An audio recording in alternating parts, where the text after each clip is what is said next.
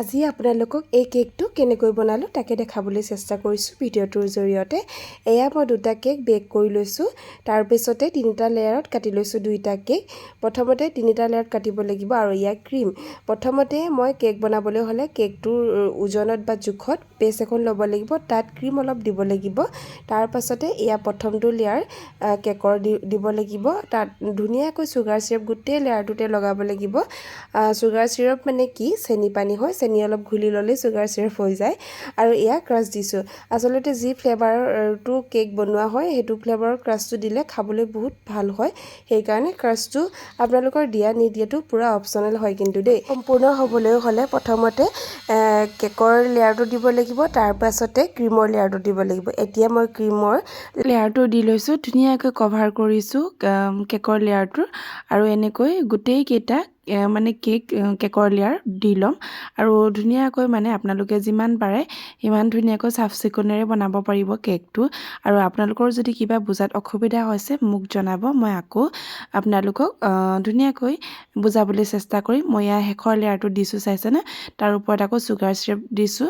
তাৰপিছত আকৌ ক্ৰাছটো অলপ দি কেনে ইয়াৰ ক্ৰীমেৰে ধুনীয়াকৈ কেকটো কভাৰ কৰিছোঁ। প্ৰথমতে কেকটো পূৰা মই ক্ৰীমেৰে কভাৰ নকৰোঁ, প্ৰথমতে অলপ অলপ ক্ৰীম দি গোটেই মানে কেকটো ঢাক খোৱাকৈ কভাৰ কৰিছোঁ। তাৰপিছত পাছত মানে 15 মিনিটমান এই কেকটো বনোৱাৰ পাছত ফ্ৰিজত ৰাখিব লাগে। ফ্ৰিজত ৰাখিলে আকৌ তাৰ নেক্সট যোনখিনি আমি ক্ৰীম লগাম সেইখিনি লগাওঁতে বৰ ধুনীয়া হয়। ইয়াৰ দেখিছে নহয়, প্ৰথমটো লগোৱাৰ শেষ হোৱাৰ পাছতে মই এতিয়া দ্বিতীয়টো বনাই লৈছোঁ, যোনটো নেকি ওপৰত দিয়া হয়।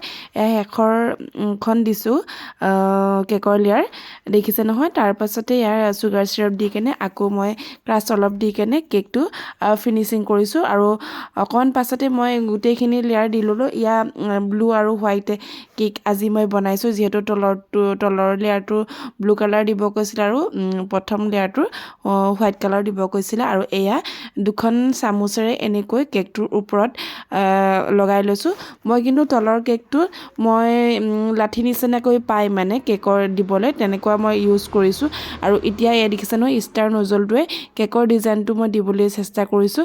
আৰু এনেকৈ অলপ টিপি দিলে ধুনীয়াকৈ নজলটোৰ পৰা মানে কেকৰ ডিজাইনটো হৈ পৰে। আৰু আপোনালোকে এইটো কেক মোক যিহেতু বনাবলৈ কৈছিলে, দেখিছে নহয়। এই কেকটো বনাবলৈ হ'লে এনেকুৱা ধৰণৰ কাগজ মানে আপোনালোকে প্ৰিণ্ট যোনবিলাক দোকানত প্ৰিণ্ট কৰে ন, তেনেকুৱা দোকানত গৈ কেনে এনেকৈ প্ৰিণ্ট কৰি আনিব পাৰে। আৰু আনি কেনে ধুনীয়াকৈ এটা জোখত কাটি ল'ব লাগে। আৰু কাটি লৈ কেনে যেনেকৈ ডিজাইনটো দিছিলে তেওঁলোকে তেনেকৈ ডিজাইনটো ক'ত কি আছিলে লগাই দিলেই হৈ যায়। আচলতে এনেকুৱা ডিজাইনবোৰ বনাবলৈ অকণমান সুবিধা মানে উজু হয়, কাটি কেনে লগাই দিলেই হৈ গ'ল। আৰু এয়া মই লগাই দিছোঁ, আপোনালোকক দেখিছে নহয়। প্ৰথমতে চিম্পুলকৈ থাকিলে, তাৰপিছত লগাই দিয়াৰ পাছত ইমান ধুনীয়া লাগে ন দেখিবলৈ, হয়নে? আপোনালোকৰ কেকৰ ডিজাইনটো কেনেকুৱা লাগিছে বাৰু দেখি কেনে জনাব। আৰু লগতে কেকটো বনাওঁতে কিবা যদি অসুবিধা পাইছে বা অকণমান বুজি পোৱা নাই মোক জনাব, মই নিশ্চয় আপোনালোকক পুনৰ সহায় কৰিবলৈ চেষ্টা কৰিম। আৰু এয়া হৈছে কেকৰ ফাইনেল লুক। আপোনালোকে কেকটো কেনেকুৱা পালে জনাব দেই। আৰু ইয়াত দেখিছে নহয়, পিছফালে মই ডাৱৰ নিচিনাকৈ অকণমান ডট ডট দি কেনে ষ্টাৰ নজলটোৱে বনাই দিছোঁ।